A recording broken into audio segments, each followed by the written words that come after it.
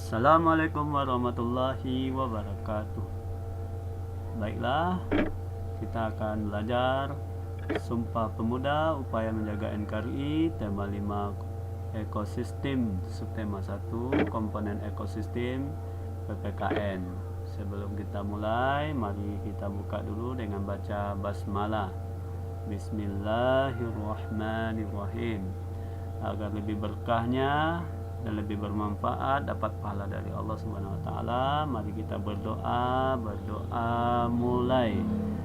Rabbi israhli sadri wa yassirli amri wahlul 'uqdatam min lisani yafqahu qawli. Rabbi zidni ilma warzuqni fahma. Oke, kita lanjut, yaitu tujuan pembelajaran adalah mengetahui sejarah Sumpah Pemuda dan upaya mempertahankan persatuan dan kesatuan negara Indonesia. Kemudian peristiwa Sumpah Pemuda. Yang pertama, salah satu peristiwa penting yang memperkuat persatuan dan kesatuan bangsa Indonesia adalah peristiwa Sumpah Pemuda. Yang kedua, Sumpah Pemuda merupakan hasil keputusan Kongres Pemuda II yang diselenggarakan pada tanggal 27 sampai 28 Oktober 1928 di Jakarta. Kongres tersebut dihadiri dan dirumuskan oleh 750 pemuda wakil dari organisasi-organisasi kepemudaan yang berasal dari berbagai suku di Indonesia. Yang ketiga, para pemuda meyakini bahwa kemerdekaan Indonesia hanya dapat diraih dengan semangat persatuan dan juga rasa cinta tanah air. Yang keempat, Sumpah Pemuda merupakan dasar untuk membangkitkan rasa persatuan dan kesatuan. Bunyi Sumpah Pemuda.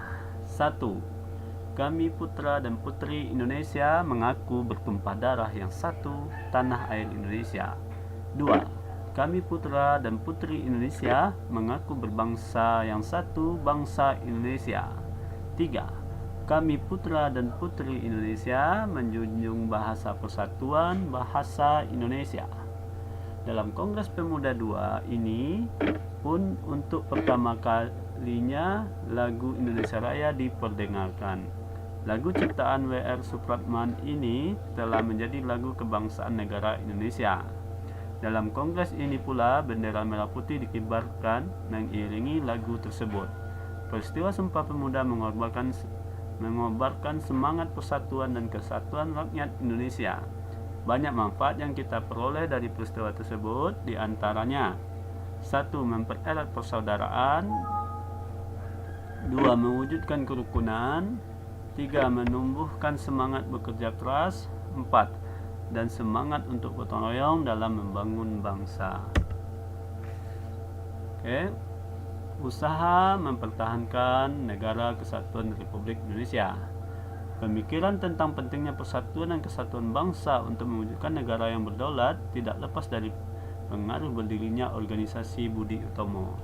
Budi Utomo berdiri pada tanggal 20 Mei 1908. Organisasi itu berdiri berdasarkan pemikiran seseorang lulusan sekolah dokter Jawa namanya Stovia, bernama Dr. Wahidin Sudirohusodo. Dr. Wahidin Sudirohusodo ingin mengubah cara berjuang rakyat Indonesia dari perjuangan fisik kepada cara perjuangan melalui pendidikan. Ide ini menarik perhatian seorang mahasiswa Stovia bernama Sutomo, yang pada akhirnya mendirikan organisasi modern pertama di Indonesia bernama Budi Utomo. Perjuangan Dr. Wahidin Sudirohusodo dan Dr. Sutomo adalah berusaha membangkitkan kesadaran masyarakat Indonesia kala itu terhadap pentingnya persatuan dan kesatuan bangsa tanpa perlu mempermasalahkan perbedaan agama dan suku. Keberadaan Budi Utomo dalam menumbuhkan semangat dan menandai terjadinya kebangkitan bangsa secara nasional. Sementara kebangkitan pemuda Indonesia ditandai dengan peristiwa Sumpah Pemuda pada tanggal 28 Oktober 1928. Kita lanjut. Pada kenyataannya, semangat persatuan dan kesatuan selalu mendapatkan tantangan. Tantangan ini berupa perlawanan dari bangsa asing maupun tantangan dari warga negara Indonesia yang tidak menginginkan persatuan bangsa. Untuk melawan kekuatan asing, muncullah perlawanan masyarakat di segala penjuru Indonesia yang melahirkan tokoh-tokoh yang gagah berani. Jenderal Sudirman dan Bung Tomo, kedua tokoh tersebut berjuang sekuat tenaga untuk mempertahankan kemerdekaan Indonesia yang telah diproklamasikan pada tanggal 17 Agustus 1945. Pada masa kini, usaha mempersatukan bangsa sering terancam oleh gerakan-gerakan dalam masyarakat yang ingin memecah belah negara kesatuan Republik Indonesia. Gerakan Aceh Merdeka di Aceh dan gerakan organisasi Papua Merdeka di Papua merupakan gerakan masyarakat yang ingin memisahkan diri dari NKRI pada masa Orde Baru. Setelah masa Orde Baru selesai, digantikan pada masa reformasi.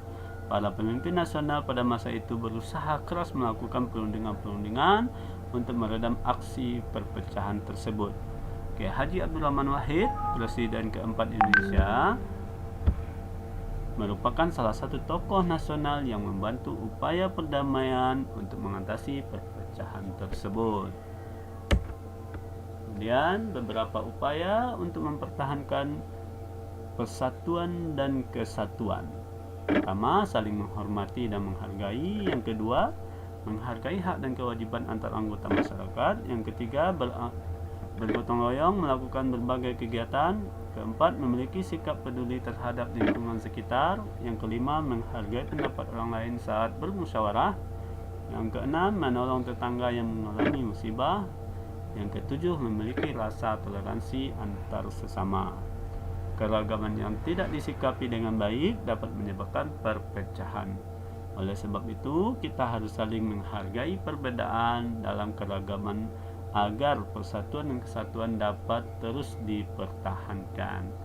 Contohnya, di rumah menjaga persatuan antara adik dengan kakak, di tempat bermain lingkungan yaitu menjaga persatuan antar teman, baik di sekolah saling memberi makanan, dan di masyarakat saling kerjasama bergotong royong. Nah, ini contohnya ada 4 mempertahankan persatuan dan kesatuan dalam kehidupan sehari-hari.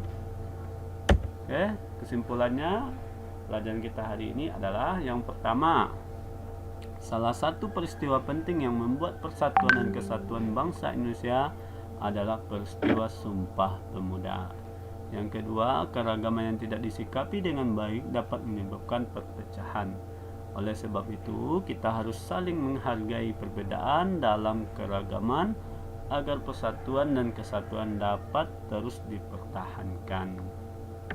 Oke, selanjutnya soal evaluasi. Baiklah, Ustaz akan menyebutkan soalnya ada 2, yaitu yang pertama, kapan terjadinya Hari Sumpah Pemuda ya, dan di mana tempatnya.